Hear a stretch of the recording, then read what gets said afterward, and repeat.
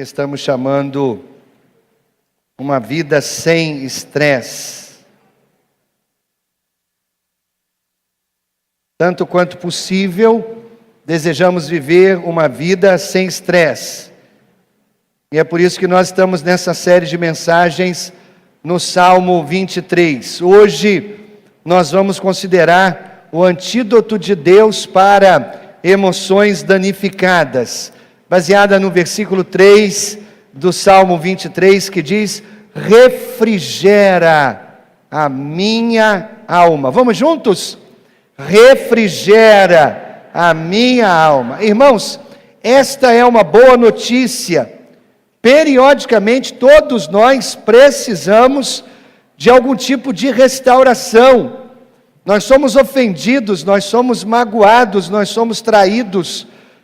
Como já disse, a vida é dura e nós estamos sujeitos a ficar muitas vezes desencorajados, deprimidos, desesperados.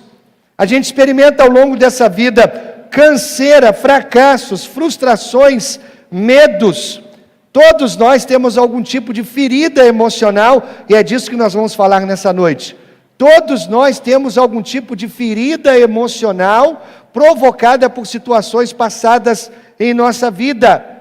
Nós carregamos ao longo da nossa caminhada ferimentos, eu chamo cicatrizes de guerra, lixo emocional, que Deus deseja eliminar da nossa vida. Deus quer restaurar a nossa alma, a sua alma. Ele quer retirar de você a culpa, a angústia, o ressentimento. Veja, são as três coisas que podem manter você emocionalmente desequilibrado: culpa, angústia, ressentimento. Como Deus faz isso? Como Deus elimina essas coisas da nossa vida? Nós precisamos dar a Deus a oportunidade de fazer 3 mudanças em nosso coração, 3 mudanças em nossa vida. Vamos imediatamente para a primeira, é essa daí: deixe Deus remover a sua culpa. Deixe Deus remover a sua culpa. Querido, não há nada que possa destruir a sua alma mais rapidamente do que a culpa. O salmista sabia muito bem disso. Davi sabia muito bem disso. Ele escreveu o Salmo 38 dizendo: as minhas culpas me afogam, são como um fardo pesado e insuportável, estou encurvado e muitíssimo abatido. Por quê? Por causa da culpa. Agora, irmãos, culpa é um problema sério por 2 razões. Primeiro, todos nós temos razão de sobra para nos sentir culpados. Por quê? Porque todos nós cometemos erros. Todos nós falhamos. Então, naturalmente, nós carregamos culpa sobre a nossa vida. Segunda razão pela qual a culpa é séria, é uma razão séria para nos manter para baixo, é porque não é possível fugir da culpa. A culpa está conosco. Ela está na nossa mente. Mesmo quando mudamos, geograficamente falando, a nossa consciência continua culpada e ela nos acompanha, ela está conosco. O autor de Provérbios escreveu no capítulo 20: o Senhor deu aos seres humanos inteligência e consciência, ninguém pode se esconder de si mesmo. Você percebe como a culpa é algo que nos acompanha, pode ir conosco para onde quer que a gente vá. Como a gente se livra, como a gente se liberta da culpa? Como tratar a culpa na nossa vida? Existem várias opções, várias opções. Nós podemos, por exemplo, negar a culpa, fazer de conta que ela não existe. Você pode tentar enterrar o seu passado, não vai funcionar, mas você pode tentar. E se ele ainda está vivo, ele vai reviver, ele vai sair do túmulo. Quando você pensa que ele se foi, ele reaparece na sua mente numa hora inapropriada. Então, negar a culpa não nos liberta da culpa, mas é uma tentativa. Outra coisa que você pode fazer para tentar se livrar da culpa é minimizá-la. é dizer assim: aquilo não foi nada, não foi um grande erro, não foi um grande pecado. O que você está fazendo? Minimizando. Mas então por que você ainda lembra dele? Então por que aquilo ainda afeta você? Por que você não consegue esquecer daquilo? Porque minimizar também não funciona. Você pode tentar negociar com ela. Você rebaixa os seus valores. Se você sente culpa a respeito de alguma coisa, é só você dizer: os tempos mudaram. Eu não creio que isso seja mais errado. Isso era errado no passado, mas hoje nós vivemos tempos modernos. Ok, você está negociando com a culpa. Você pode também racionalizar a culpa, dizendo assim: todo mundo faz isso. Não é só eu, todo mundo faz isso. Veja bem, em primeiro lugar, nem todo mundo faz isso. Segundo, mesmo que todo mundo fizesse, justificar o seu erro com base no comportamento dos outros não torna você menos errado. Você entende? Outra maneira de lidar com a culpa: você pode jogar a culpa nos outros. Mentalmente a gente mantém um registro tanto das coisas erradas que a gente pratica contra os outros, assim como das coisas que os outros praticam contra nós. Aí a gente procura manter um equilíbrio. Eu me sinto culpado por isso, então eu jogo a culpa no outro. Eu digo que foi culpa dele. Mas, querido, culpar os outros não torna você isento dos seus atos. E você continua carregando a culpa pelos seus atos errados. A maioria de nós opta pela última opção, que é o autoflagelo.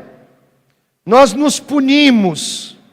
Interiormente nós sabemos que alguém tem que pagar o pato pelas coisas erradas na nossa vida, e lá no nosso subconsciente nós nos preparamos para pagar pelos nossos pecados. Meu querido, será que sentimento de culpa pode fazer alguém ficar doente? Pense nisso. Sentimento de culpa pode fazer alguém ficar doente? Sem dúvida alguma. Será que sentimento de culpa pode causar depressão? Certamente que sim. Será que sentimento de culpa pode levar ao fracasso em várias áreas da vida? Pode contar com isso. Quantas pessoas bem-sucedidas estão vivendo numa boa e de repente implodem? Isso acontece frequentemente. Por quê? Porque existe aquele pequeno sentimento de culpa lá no interior que diz: você não merece ser bem-sucedido, você não merece estar numa boa, você é um fracasso, as pessoas estão aplaudindo você, mas você se conhece, você sabe quem você é, e a pessoa vai desmoronando por dentro. Querido, nenhuma dessas alternativas de fato funciona. Existe só uma maneira para solucionar a culpa na sua vida: você precisa colocá-la nas mãos de Deus. Eu vou repetir: só existe uma maneira de resolver a culpa na sua vida: você precisa colocá-la nas mãos de Deus. Deus é o único que pode remover a sua culpa, o único. Paulo, escrevendo aos Romanos, no capítulo 3, na nova tradução da linguagem de hoje, ele diz assim: todos pecaram, ou seja, todos têm uma dose enorme de culpa. Mas ele continua no versículo 24: mas pela sua graça e sem exigir nada, Deus aceita todos por meio de Cristo Jesus, que os salva. Meu querido, a verdade mais básica do cristianismo é que Jesus Cristo já pagou por todos os nossos pecados. Ele já pagou. Tudo que você já fez de errado na vida já foi perdoado. Todos os pecados que você ainda cometerá no seu futuro, seus remorsos, seus erros, também já foram pagos. Só o que você precisa fazer é pedir que Deus lhe perdoe e receber o que Jesus Cristo fez na cruz por você. Lá na cruz, Ele pagou pela culpa dos seus pecados. É tão simples que parece absurdo.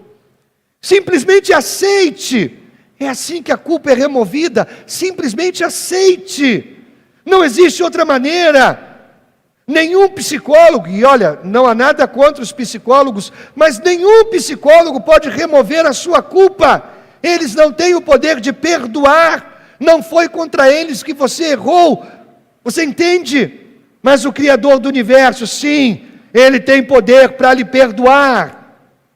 Eu não sei tudo o que você tem feito na vida, realmente não sei. Mas isso não importa, porque o seu perdão não se baseia na quantidade de coisas erradas que você cometeu, como se que nós tivéssemos algum tipo de cota. Então, eu estou dentro da cota, Deus está perdoando, mas alguns estão acima da cota, e aí o perdão de Deus não alcança. Querido, Deus é bom.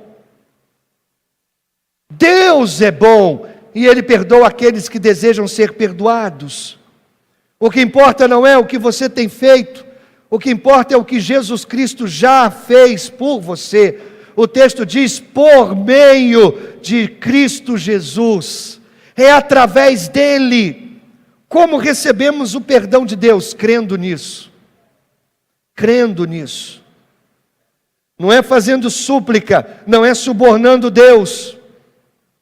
Com Deus a gente não negocia, a gente simplesmente crê, a gente confia, a gente aceita o dom gracioso de Deus.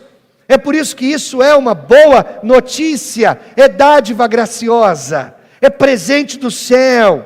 Eu posso ficar com a minha ficha limpa, eu posso começar tudo de novo, eu posso ter uma consciência limpa. Mas você já pediu o perdão de Deus muitas e muitas vezes e ainda se sente culpado. Não importa quantas vezes você pede perdão, você ainda se sente culpado. O que isso significa? Isso significa que você ainda não entendeu o modo como Deus perdoa, a maneira como Deus perdoa, como é imediato, como é gratuito, como é completo, como é incondicional, como remove a culpa logo na primeira vez que você pede, remove a culpa, remove. Se você continua pedindo perdão por algo que você já pediu perdão, então você está dizendo que você não acredita que Deus o perdoou na primeira vez, e isso também é pecado, é o pecado da incredulidade. Se você se sente culpado por um pecado que você já colocou diante de Deus, já confessou, já entrou em acordo com Deus de que aquilo foi errado, mas você ainda tem um sentimento de culpa a respeito, essa culpa não vem de Deus, vem do diabo. Ele quer que você sinta remorso, Ele quer que você continue aprisionado. Hoje à tarde, enquanto eu pensava nessa mensagem de agora à noite, eu pensava, meu Deus, é uma das mensagens mais importantes que eu já preguei, é libertadora, libertadora. Querido, antes de cometer um pecado, Satanás minimiza o pecado na sua mente, ele diz assim, isso não é nada. Mas depois que você comete o pecado, ele diz, esse pecado é tão grande, que Deus nunca mais vai aceitar você, Deus nunca mais vai lhe perdoar, e a gente segue por aí, carregando essa acusação, e esse peso de culpa sobre os nossos ombros. Então nós precisamos saber, já que a verdade nos liberta, é o que diz Jesus, já que a verdade nos liberta, a gente precisa saber como Deus nos perdoa, como Ele nos perdoa. Colossenses capítulo 2. O texto diz assim, Deus perdoou todos os nossos pecados e anulou a conta da nossa dívida, com seus regulamentos, que nós éramos obrigados a obedecer. Ele acabou com essa conta, pregando-a na cruz. Querido, todos os nossos pecados, Deus eliminou toda a evidência, acabou, anulou completamente. Quando Deus perdoa, Ele perdoa completamente, incondicionalmente. Ele perdoa os seus pecados, Ele lança no fundo do mar, Ele manda colocar uma plaquinha ali que diz proibido pescar, ou uma plaquinha que diz esqueça isso, acabou. Tem gente que confessa um pecado a Deus, mas não para de ficar pedindo perdão, e pede perdão vez após vez, pelo mesmo pecado. Querido, quando você chegar ao céu, você vai ver como ele foi perdoado, na primeira vez que você pediu que fosse perdoado, na primeira vez. Deus não somente perdoa, Ele esquece. Ele esquece. Essa é uma das coisas mais impressionantes na Bíblia. O Criador do universo, que criou você, que criou a mim, Ele pode esquecer de verdade. Não que Ele pode, Ele decide esquecer. Ele decide esquecer dos pecados que já foram confessados e perdoados. Ele elimina completamente. Isso significa que jamais serão trazidos à tona novamente. Deus jamais os trará à tona novamente. Foi perdoado, foi cancelado. Ele diz que os anulou completamente. Significa, já foi perdoado. Depois que você paga uma conta, você se preocupa a respeito dela? Eu tenho uma gaveta na minha escrivaninha que é a gaveta de contas pagas. Então toda conta que eu pago, eu dou um tique do lado do código de barra e eu coloco na gaveta de contas pagas. Eu não me preocupo mais. Quando você paga uma conta, você não precisa mais se preocupar. Depois que você paga uma conta, você não se preocupa mais com ela. Jesus declarou na cruz: está consumado. Eu paguei por seus pecados. Então por que você está preocupado? Se Deus esquece os pecados confessados, você também deveria esquecê-los. Claro que sim. Por que ficar se acusando de algo que Deus não está mais acusando você? Por que ficar carregando um fardo de peso que diminui que consome as suas forças, que diminui o seu ritmo, que coloca você para baixo? Por quê? Por quê? É irracional, é anticristão. Se você realmente não se sente perdoado, cada vez que alguma coisa dá errado na sua vida, você vai pensar que é Deus que está acertando as contas com você. Não é assim que a gente racionaliza? Eu não me sinto perdoado, eu carrego um fardo de culpa, aí acontece uma coisa errada, aí eu penso, meu Deus, Deus está cobrando de mim. Você não se sente perdoado. Mas não, Deus não está cobrando de você. Se você já tem colocado a sua fé em Jesus Cristo, Deus não está acertando as contas com você. Sabe por quê? Porque as contas já foram acertadas por Jesus. Jesus já acertou as contas com Deus. Algum tempo atrás eu estava almoçando com a minha família num restaurante e quando nós chegamos, uma família da igreja estava saindo, nós nos cumprimentamos, então eu sentei com a minha família e nós almoçamos, e quando eu fui pagar a conta, o caixa disse: não, aquela pessoa que passou por aqui já acertou a sua conta, já está paga. Eu não precisei me preocupar. Eu cheguei lá e a conta já estava paga. Porque Deus vai ficar acertando as contas com você, se Ele já acertou as contas com Jesus?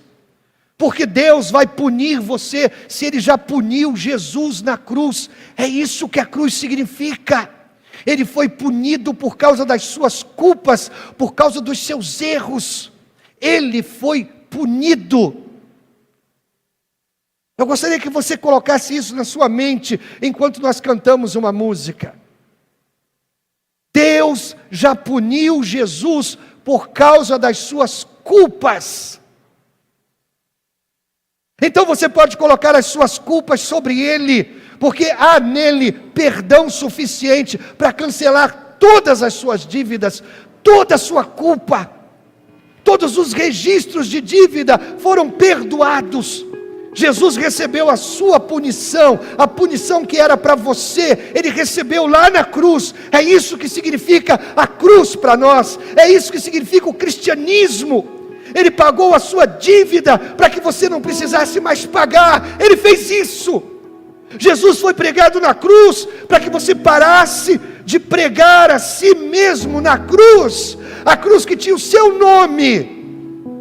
Ele foi crucificado no seu lugar.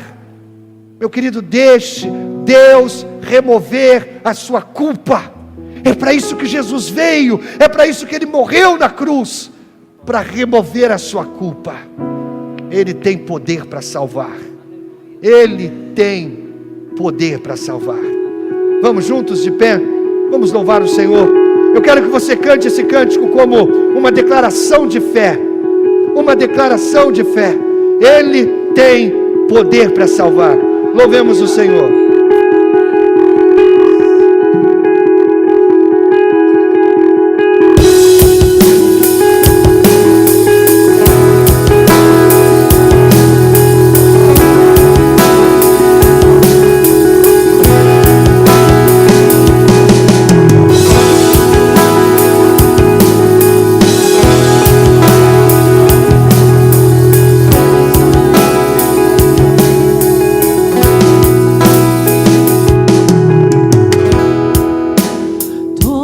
Necessitam de um amor perfeito, perdão e compaixão. Todos necessitam de graça e esperança,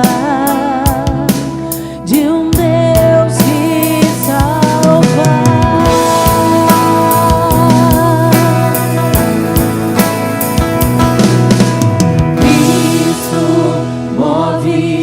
Montanhas e tem poder para salvar, tem poder para salvar, para sempre, autor da salvação.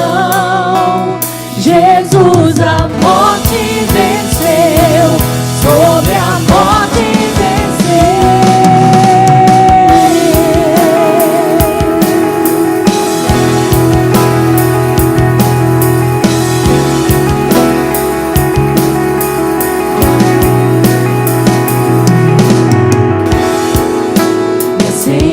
com meus medos, falhas e temores, enches meu viver, a minha vida entrego pra seguir teus passos, a ti me ergo.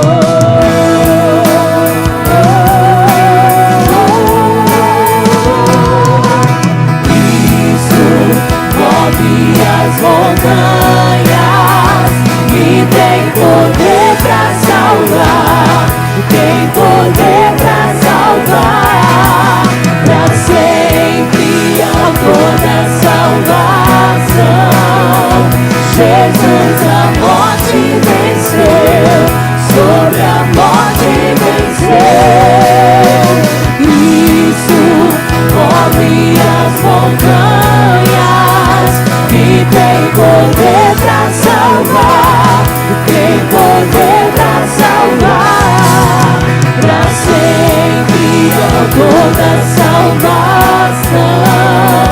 Jesus a morte venceu, sobre a morte venceu. Faça o mundo ver brilhar a luz, cantamos para a glória do Senhor Jesus. Cristo, faça o mundo ver brilhar a luz, cantamos para a glória do Senhor Jesus. Cristo move as montanhas. Fecha teus olhos. E tem poder. Diga isso pro Senhor. Tem poder para salvar, para sempre, autor da salvação. Adore o Senhor, igreja. Jesus a morte Ergue a tua voz e cante ao Senhor. Ele tem poder para salvar. Cristo move as montanhas. Aleluia, Senhor. Tem poder pra salvar. Te exaltamos. Tem poder pra Obrigado, Deus.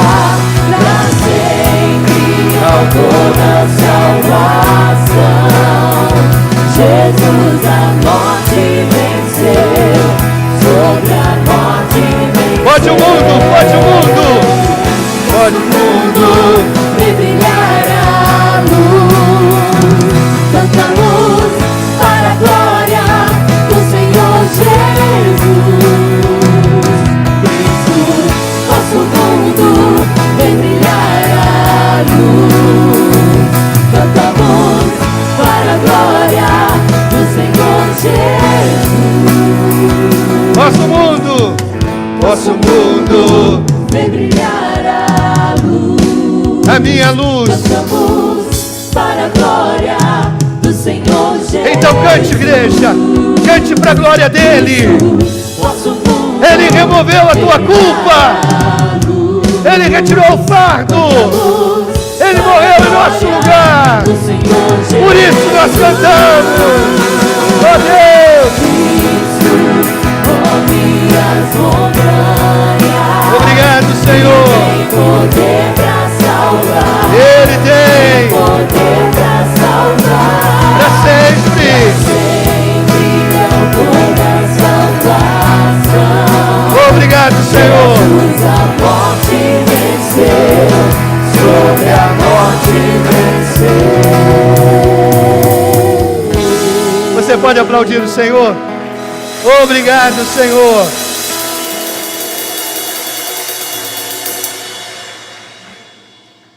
Deixe Deus remover a sua culpa. Ele move montanhas.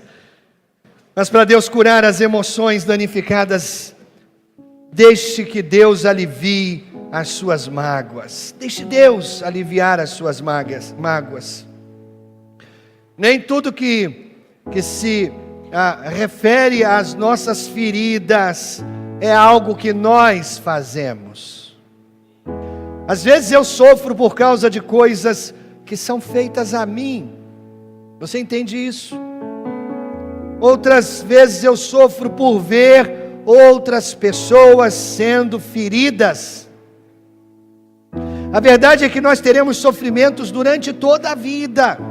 Nós experimentaremos solidão na vida. Aqui não é o céu ainda. A terra é imperfeita. A vida é dura. Algum dia desses você vai sentir solidão. Algum dia desses o seu coração vai ser quebrado. Algum dia desses você vai sentir desespero ou depressão. Algum dia desses você vai experimentar angústia, dor, ressentimento. Isso faz parte da vida. Se você está passando por uma situação dessas, eu sinto muito, mas eu quero dizer que você pode confiar que Deus tem conhecimento da sua situação, e Deus está sofrendo com você, e Ele se importa com a sua dor. As pessoas aqui desta igreja querem ser a sua família espiritual em horas de crise. Querido, somente Jesus Cristo pode preencher o vazio do seu coração. O que você faz quando o seu coração é partido? O que você faz quando a angústia toma conta da sua vida? Será que você dá uma festa de boas-vindas à autopiedade? Será que você entra no jogo, se tal coisa acontecesse, eu ficaria? Será que você se isola do mundo dizendo, nunca mais eu deixarei que alguém me machuque de novo, eu vou erguer um muro, eu vou evitar relacionamentos? Se você se retrai e pede demissão da vida, e passa a viver no modo miserável para o resto da sua vida, que tipo de vida é essa? Querido, existem outras opções. Você pode dar a Jesus a oportunidade de restaurar a sua alma, restaurar a sua alma. É isso que diz o versículo 3, quando Davi diz que Deus refrigera a minha alma, é uma espécie de restauração da alma. Davi, um dos escritores da Bíblia, foi uma pessoa que conhecia bem o significado de ser angustiado, de estar angustiado, de viver angustiado. Davi experimentou o quanto o sofrimento danifica a alma, danifica as emoções. Ele escreve no Salmo 31, misericórdia, Senhor, estou em desespero, a tristeza me consome a vista, o vigor e o apetite, minha vida é consumida pela angústia e os meus anos pelo gemido, falta minha força devido à minha aflição e os meus ossos se enfraquecem. Quem escreveu isso? Davi, o rei, o homem segundo o coração de Deus. É fácil diagnosticar aqui um homem angustiado, deprimido. Ele está dizendo o quanto que a angústia danificou a sua alma.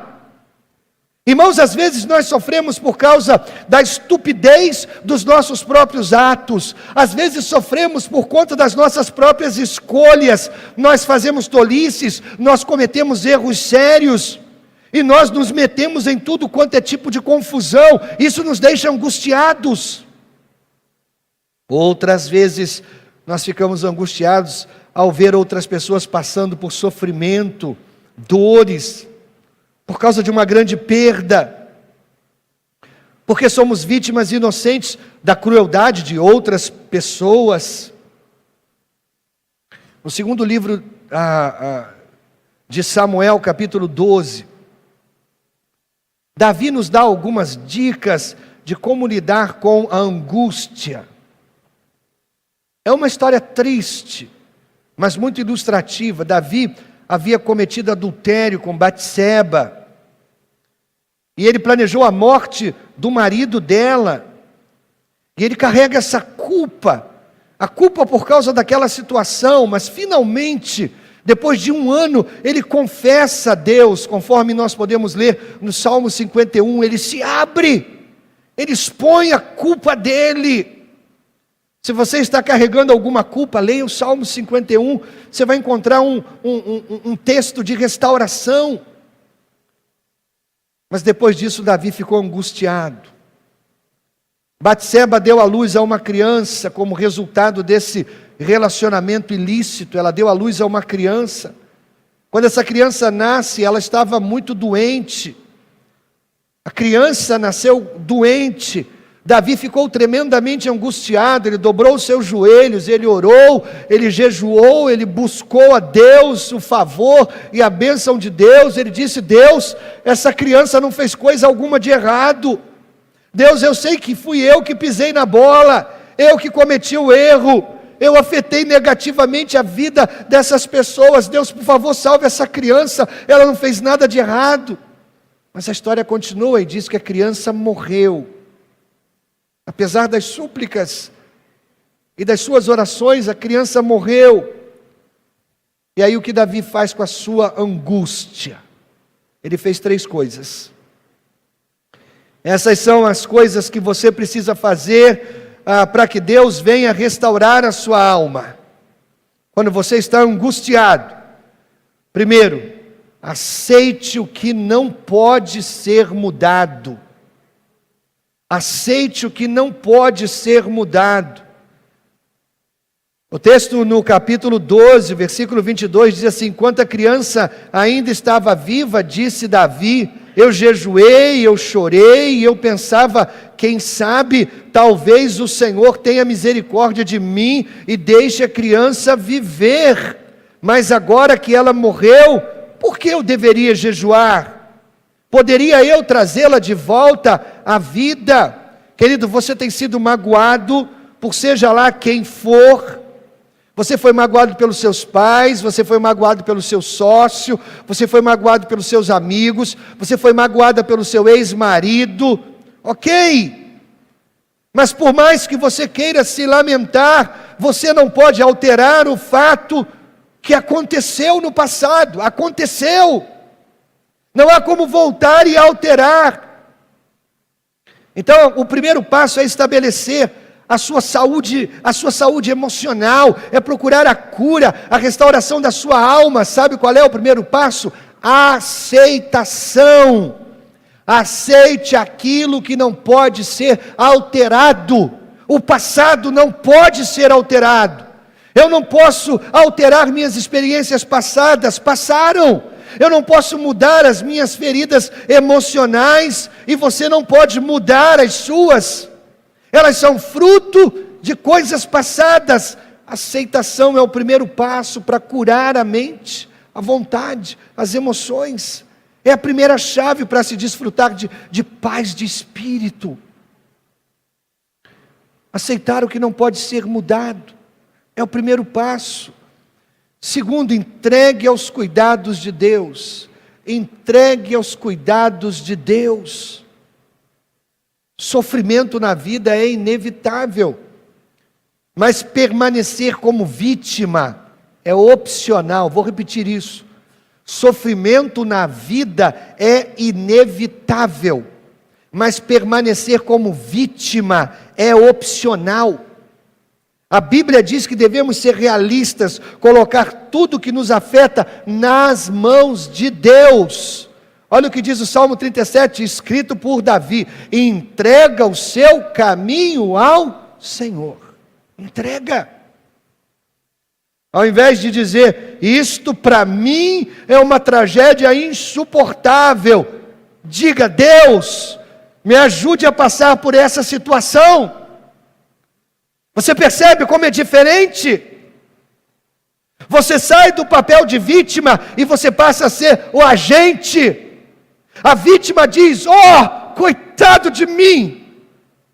O agente, o vencedor, aquele que vai superar a angústia, diz, Deus me ajude a seguir em frente.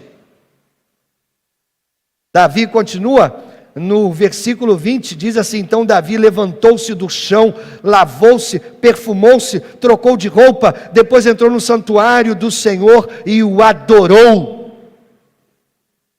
Você percebe a diferença de uma vítima para alguém que vai vencer? Ele está diante do seu filho doente, e o seu filho está morrendo, e quando o filho morre, ele aceita o fato. Dói, claro que dói. Mas ele aceita o fato, e o texto diz, ele se levanta, ele se lava, ele se perfuma, ele troca de roupa, e sabe qual é a próxima coisa que ele faz? Ele vai à igreja, é isso mesmo. Lá ele adorou a Deus, lá ele ganhou uma nova perspectiva, lá ele ganhou forças para seguir em frente, para continuar. Querido, deixe Deus cuidar de você, entregue aos cuidados de Deus, para vencer a angústia. Focalize no que ficou e não no que se foi. Versículo 24 diz assim, depois Davi consolou sua mulher, Batseba, deitou-se com ele, e ela teve um menino, a quem Davi deu o nome de Salomão. Alguns de vocês hoje aqui estão passando por um período angustiante. Meu querido, Deus ainda não acabou com você. Ele não acabou de cumprir o plano dele, o propósito dele, o plano que ele tem para a sua vida. Deus ainda não concluiu. Ele não terminou a obra em você ainda. Ele está trabalhando. É doloroso? Claro que é. Mas não vai devastar a sua vida, não vai. Se você abrir a sua vida para Jesus, se você permitir que Ele cure as suas emoções, isso não vai devastar você. Acredite. Peça a Deus, Deus, remova a minha culpa. Peça a Deus, Deus, alivia a minha angústia. Querido, enquanto você estiver vivo, Deus ainda tem propósitos para a sua vida. Eu planejo para o início do ano que vem, a campanha 40 dias de propósito, nós vamos ver os propósitos de Deus para a nossa vida. Enquanto você está vivo, Deus tem propósitos para a sua vida, e o restante da sua vida pode ser melhor que a primeira parte da sua vida. Isaías capítulo 61 diz assim, e dar a todos os que choram em Sião, uma bela coroa em vez de cinzas, óleo de alegria em vez de pranto, manto de louvor em vez de espírito deprimido. É isso que Deus planeja para você. Você não precisa permanecer prisioneiro da angústia. É uma escolha que você faz. É uma escolha que você faz. Terceiro, para ser curado das emoções danificadas, deixe Deus substituir os seus ressentimentos. Isso é tão sério. Ressentimento é o resultado do que outras pessoas fazem contra mim. Ressentimento é o resultado do que outras pessoas fazem contra mim. Eu sinto culpa pelo que eu faço contra as pessoas ou contra Deus, mas eu fico ressentido quando pessoas fazem coisas contra mim. Você entende a diferença? Culpa é o que eu faço de errado. Ressentimento é o que as pessoas fazem de errado comigo. Eu sinto culpa quando eu faço coisas erradas. Eu me sinto ressentido quando pessoas fazem coisas erradas contra mim. Uma hora ou outra nós ficaremos magoados nessa vida. Essa é uma realidade. Mais uma vez, a vida é dura, a vida é injusta. Pessoas vão nos magoar, às vezes intencionalmente. Outras vezes involuntariamente. Algumas pessoas pisam no nosso pé, nos machucam involuntariamente. De qualquer maneira, nós podemos ficar magoados, ressentidos. Mas, querido, o modo como nós tratamos o ressentimento, a mágoa, determina se nós crescemos ou se nós encolhemos. Isso é tão sério que eu quase pediria você para falar com a pessoa do lado, mas não vou fazer isso. O modo como nós tratamos o ressentimento, a mágoa, determina se a gente cresce ou se a gente encolhe. A escolha é nossa. Eu posso escolher se a situação vai me devastar ou se eu vou ter uma nova direção na vida. Eu posso escolher se isso vai me ajudar a prosseguir ou se isso vai me fazer retroceder. Eu posso escolher se isso vai me refinar ou se isso vai me estragar. O que eu faço com as feridas que eu tenho acumulado? O que eu faço com o lixo emocional do qual eu continuo me ressentindo? Com aquelas pessoas que só de pensar me dão dor no estômago, o que é que eu faço? Capítulo 5 de Jó, versículo 2, nós lemos: o ressentimento mata o insensato, a inveja destrói o tolo. Por quê? O ressentimento nunca fere a outra pessoa, o ressentimento nos fere. A outra pessoa pode nem estar sabendo que nós estamos ressentidos contra elas. Elas continuam vivendo numa boa e seguindo a vida delas em frente. Queridos, alguns de vocês aqui estão permitindo que pessoas do seu passado, elas continuem assombrando, magoando você hoje. Sabe o que a Bíblia diz? Isso é tolice. Meu querido, o que passou, passou. Elas não podem magoar você, a menos que você continue passando um replay na sua mente. Na sua mente. Toda vez que você reprisa o ressentimento, você se magoa novamente, você se fere novamente.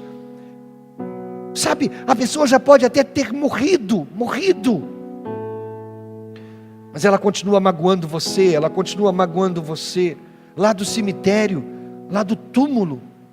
Isso não é uma tolice. Mas existem pessoas vivendo assim. Existem pessoas vivendo debaixo desse peso. Existem pessoas amargas por isso. Querido, você não ganha nada quando você fica ressentido. Pelo contrário, você perde. Você não avança, você retrocede. Você não melhora, você piora. Você fica ferido. No seu discurso, Jó continua dizendo: com a sua raiva, você só está se ferindo a si mesmo. O que você faz com as suas mágoas? O que você faz com os ressentimentos que causaram em você feridas emocionais? Paulo escreve no capítulo 12: meus queridos irmãos e irmãs, nunca se vinguem de ninguém. Pelo contrário, deixem que seja Deus quem dê o castigo. Sabe, por causa da existência do pecado, a vida é injusta, os nossos relacionamentos não são perfeitos. Deus nunca disse que a vida seria justa. Aqui é terra, aqui não é o céu. Onde a vontade de Deus é sempre feita, é o céu, não a terra. Às vezes pessoas inocentes sofrem, às vezes pessoas criminosas, cruéis, corruptas, prosperam. Nem sempre se faz justiça nesse mundo. Este é um mundo pecaminoso, destruído por causa do pecado. Mas Deus diz que um dia Ele vai fazer um acerto de contas. Um dia Ele vai acertar as contas com tudo que ficou aberto aqui nesse mundo.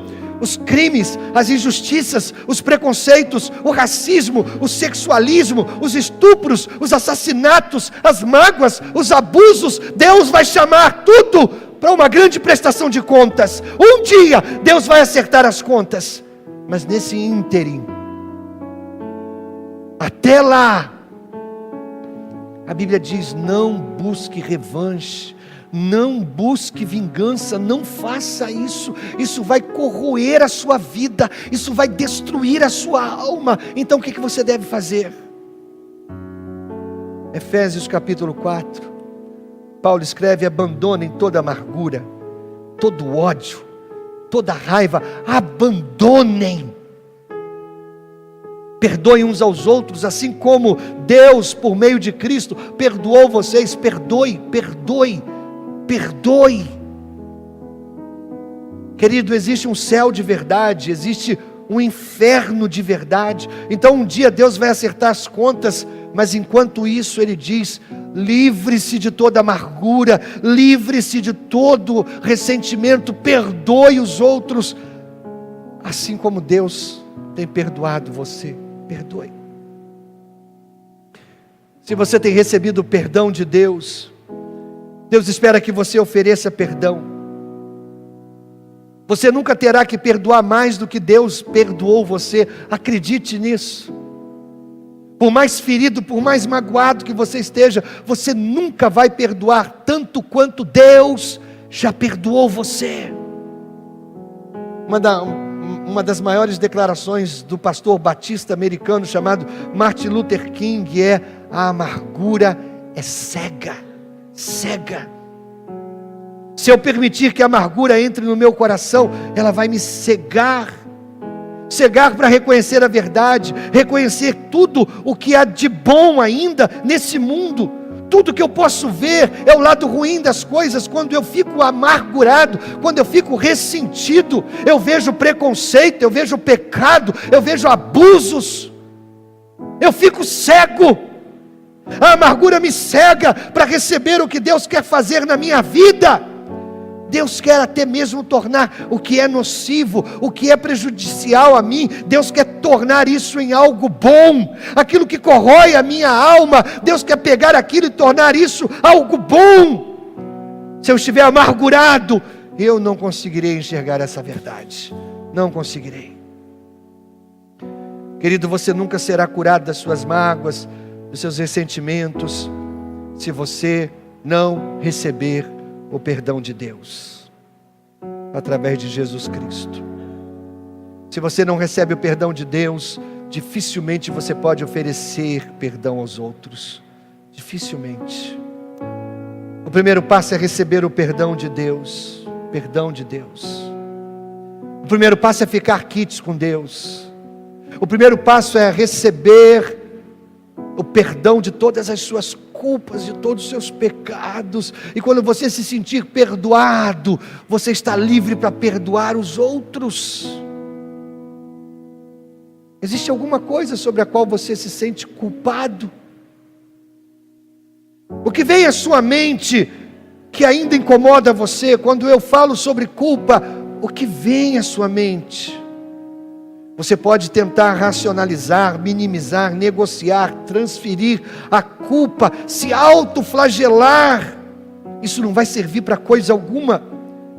Agora Jesus Cristo pode remover a sua culpa Você lembra, nós acabamos de cantar, Cristo move as montanhas. Você se sente como se tivesse uma montanha sobre os seus ombros. Ele remove, e Ele dá a você um novo começo, Sabe, a Bíblia tem um nome para isso. A Bíblia chama de novo nascimento. Ele pode limpar a sua ficha. Não existe razão alguma neste mundo para você continuar com uma consciência culpada. Deus oferece perdão. Simplesmente aceite, simplesmente aceite. Pare de condenar a si mesmo pelo que já passou. Pare. O que você precisa não é um livro de autoajuda. Você precisa de ajuda do alto. É isso que você precisa. Você precisa de um Salvador. Somente um Salvador pode perdoar a sua culpa. E a angústia? Quando eu falo de angústia, o que vem à sua mente? Você continua alimentando algum tipo de angústia? Qual a escolha que você está fazendo sobre a sua angústia?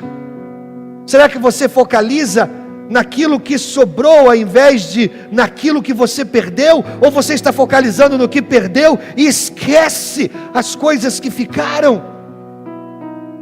Você está entregando aos cuidados de Deus? Ou será que você está permitindo que isso mantenha você incapacitado, prisioneiro, uma prisão de autopiedade? Tadinho de mim. Querido, ninguém trancou a porta. É você que tem a chave. A porta só vai ficar trancada ao tempo que você permitir que ela fique trancada. É você quem tem a chave. E a chave é essa: Deus alivia a minha angústia. É isso que você precisa fazer. Pedir a Deus: Deus alivia a minha angústia. Eu falei de culpa, eu falei de angústia, ressentimentos. O que vem à sua mente? Você está permitindo que pessoas do seu passado continuem magoando você hoje? Deus está dizendo: basta, chega, não permita que isso continue acontecendo, basta. Sem a sua permissão, acontecimentos passados não podem mais magoar você. Passado é passado. Entregue aos cuidados de Deus a sua angústia, a sua culpa, os seus ressentimentos. Jesus é a cura para suas emoções danificadas. Ele quer restaurar a sua alma, se você lhe der essa oportunidade. Davi, o salmista, no Salmo 42 disse: porque estás abatida, ó minha alma, porque te perturbas dentro de mim, espere em Deus, pois ainda louvarei a Ele, meu auxílio e Deus meu. Você está com a alma batida.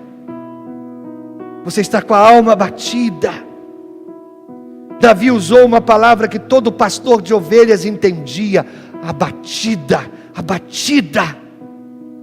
Quando acontece de uma ovelha ficar nessa posição, ela não tem mais como sair, abatida, ela está indefesa, ela pode ser atacada por outros animais. Não há coisa alguma que elas podem fazer quando elas estão abatidas. Então elas precisam de um pastor que venha e restaure as suas almas. De modo semelhante, querido, Jesus Cristo restaura a sua alma.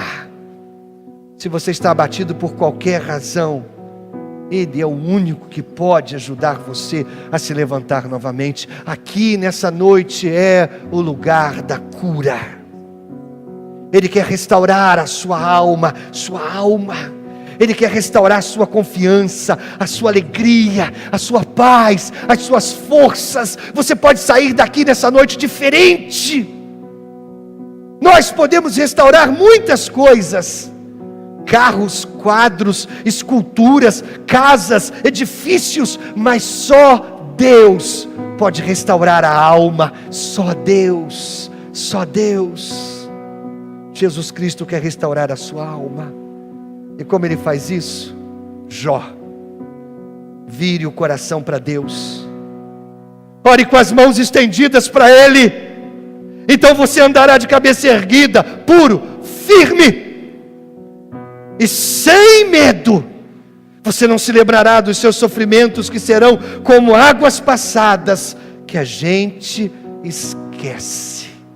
Você entende isso? Jesus vai restaurar a sua alma. Vamos ficar de pé. Fecha teus olhos.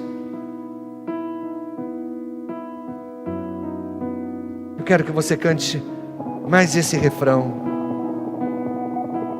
Deixe que Ele seja o seu pastor. Deixe que Ele seja o seu Salvador. Deixe que Ele venha restaurar a sua alma.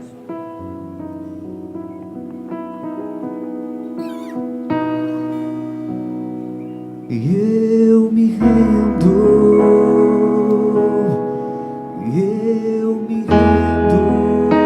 E enquanto nós cantamos, pra conhecer, se você sente que precisa ser curado, pra conhecer, curado na alma, vem aqui à frente. Permita que o pastor restaure a sua alma batida. Sai do seu lugar, vem aqui à frente. Essa é a noite de cura. Essa é a noite de cura. Essa é a noite de cura. Ele refrigera minha alma. Ele tem o poder para restaurar o que está estragado aí dentro. Ó Deus, eu me rendo, eu me entrego. Eu não posso mais lutar sozinho. Eu me rendo, Senhor. Eu me rendo, Senhor. Eu me entrego.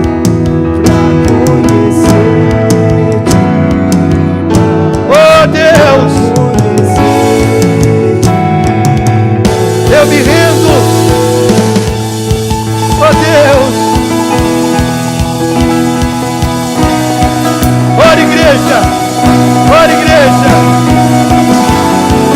Ora e clame ao Senhor, para que Ele restaure almas nesta noite.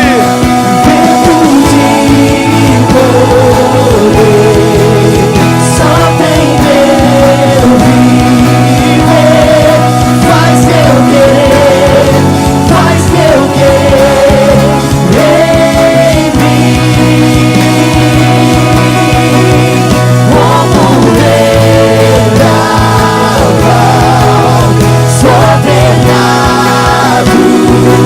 sobrenatural, faz teu querer em mim. Como vendaval, sobrenatural, faz teu querer em mim. Como vendaval, sobrenatural, faz teu querer em mim. Oh Deus, nós colocamos em Tuas mãos aquilo que é impossível nós fazermos. A gente não sabe lidar com a nossa culpa, a gente não consegue superar as angústias, a gente não vence os ressentimentos. Deus, nos ajude, estenda a Tua mão. Nossa alma precisa de refrigério e de cura, Senhor. Por favor, o Senhor é o pastor que levanta a ovelha batida, a alma sofrida, o coração pesado da Tua bênção. Nós cremos num Deus que cura e restaura a nossa alma. Nós cremos num Deus que nos dá um novo começo para a glória do Teu nome, para a alegria da nossa alma. Restaura-nos, Senhor. Restaura-nos, Senhor. Oh Pai, faz Teu querer, Faz teu querer. Faz teu querer, Senhor. Por favor, Jesus, vem tratar dessas almas, vem tratar desses corações, vem visitar-nos. Vem, Senhor. Faz o teu querer. Faz teu querer. Faz teu querer. Faz teu querer. Em mim. O vento de poder. Vento de poder. Sopra em meu viver. Faz teu querer. Faz teu querer. Em mim. Como vendaval. Como vendaval.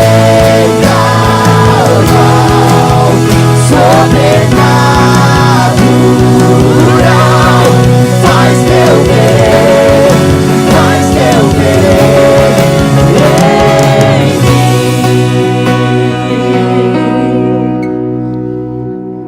Obrigado, Senhor.